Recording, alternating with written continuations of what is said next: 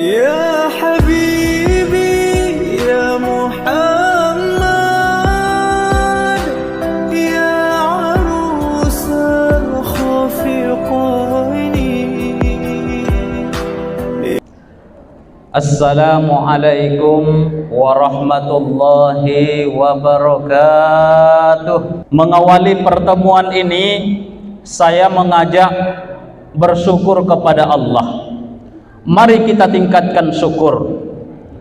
Bapak, Ibu, bersyukur kepada Allah dapat kita lihat dari dua unsur diri kita sendiri. Pertama, kita lihat diri kita ini yang begitu indah Allah ciptakan. Lihatlah kesempurnaan diri kita yang juga telah disampaikan Allah di dalam Al-Quran bahwa manusia diciptakan dengan bentuk yang seindah-indahnya. Laqad khalaqanal insana fi ahsani taqwim. Apa artinya, nak? Demi sesungguhnya kami telah menciptakan manusia dengan bentuk yang seindah-indah. Indah tidak tubuh kita ini? Mata yang bisa melihat, telinga bisa mendengar, lisan bisa berbicara, tangan berbuat, yang dipandu oleh akal. Selesai pekerjaan kita sehari-hari, pakai untuk bermaksiat, berbuat dosa, meninggalkan sholat, tak mau puasa, padahal dia hidup sehat, padahal punya pakaian, punya rumah, ada transportasi, ada, tapi tidak taat kepada Allah, termasuk kufur nikmat. Ia memakainya tapi tidak untuk taat kepada Allah. Bapak Ibu rahimani wa rahimakumullah, mari kita tingkatkan pula salawat. Allahumma salli ala sayyidina Muhammad wa ala ali sayyidina Muhammad. Bapak Ibu jamaah salat tarawih yang dirahmati Allah,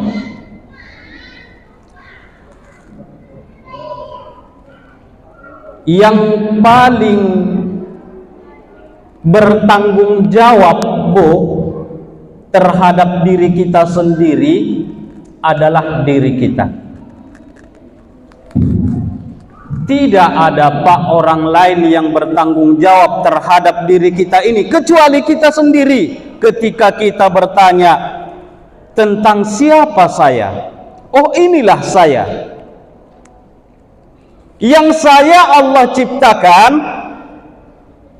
diri saya ini Allah yang ciptakan.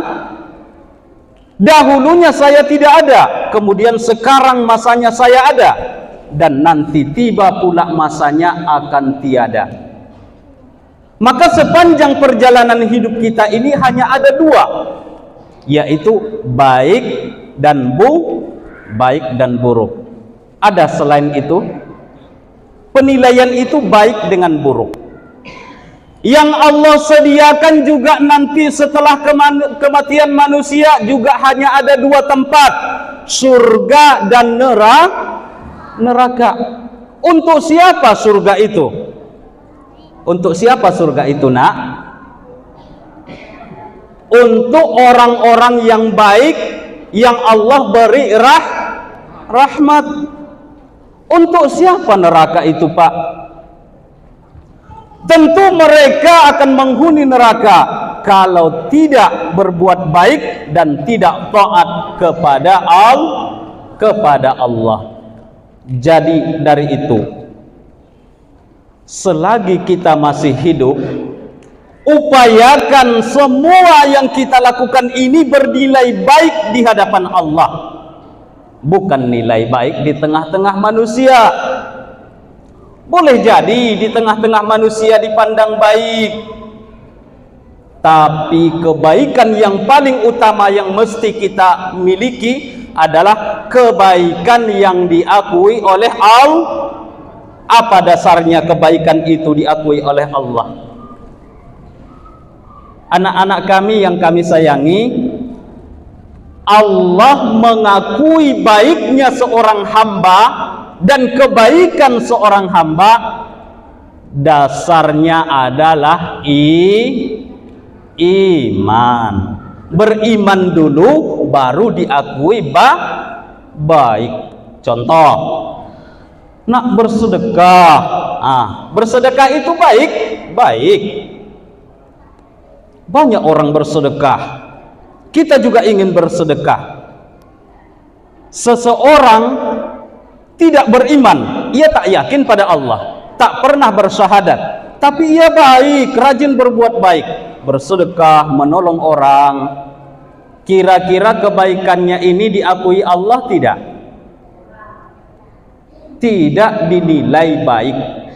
Bagaimana tidak dinilai baik? Bagaimana Allah memberikan kebaikan kepada dirinya sedangkan dia sendiri tak percaya surga? Bagaimana dia nanti akan menjadi surga sedangkan kehidupan dunianya tak percaya kepada Allah? Secara sosial dia baik, tapi kita orang beriman, kebaikan yang paling utama di atas yang paling utama adalah kebaikan seorang hamba ketika ia melaksanakan sholat. Bapak Ibu rahimani wa rahimakumullah, pingin kita diakui oleh Allah sebagai hamba yang baik? Pingin, Bu? Kuncinya satu dulu, jaga sholat.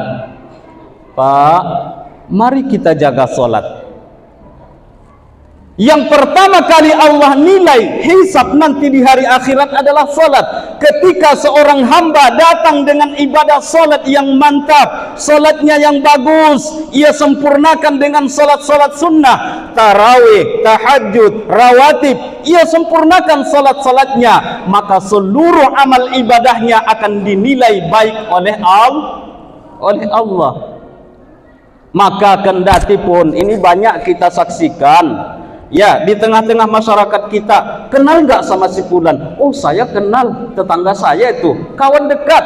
Gimana ya orangnya? Oh, dia baik, dia dermawan, dia murah senyum, dia suka menolong. Bapak Ibu rahimani wa rahimakumullah, belum diakui Allah sebagai hamba yang baik ketika seseorang itu mau meninggalkan sholat. Ketika seorang meninggalkan sholat, walaupun dia di tengah-tengah masyarakat diakui orang yang baik, demi Allah, di hadapan Allah bukanlah orang yang baik. Dari itu, untuk mengakui baiknya diri kita di hadapan Allah Subhanahu wa Ta'ala adalah jaga sholat. Karena sholat inilah yang akan memandu kita dengan kebaikan-kebaikan yang lain. Seseorang bisa disiplin karena menjaga sholat dengan disiplin. Seseorang kuat dengan kesabarannya karena di dalam sholat ia dilatih untuk bersabar ketika melaksanakan sholat. Seseorang berzikir, mengatakan ucapan-ucapan yang baik, selalu murah senyum karena di dalam sholat ia dilatih untuk banyak berzikir. Ia mudah memaafkan orang lain, hatinya bagus. Kenapa? Sholatnya terjaga. Setelah selesai sholat, ia selalu silaturahmi dengan saudaranya, salam, salam, salam. Tunjukkan kebaikan hatinya melalui amalan sholat yang rutinitas kita kerjakan, akan membentuk akhlak kepribadian kita yang baik di hadapan Allah maupun di tengah-tengah manusia.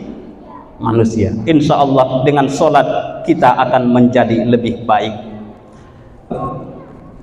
Allah yang maha suci, maukah Allah menerima diri kita ketika kita kembali kepada Allah dalam keadaan kotor?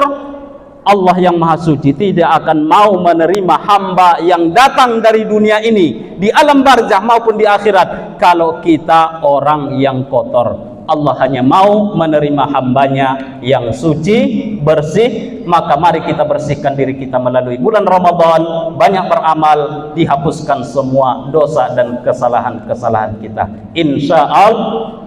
Mohon maaf atas segala kekurangan.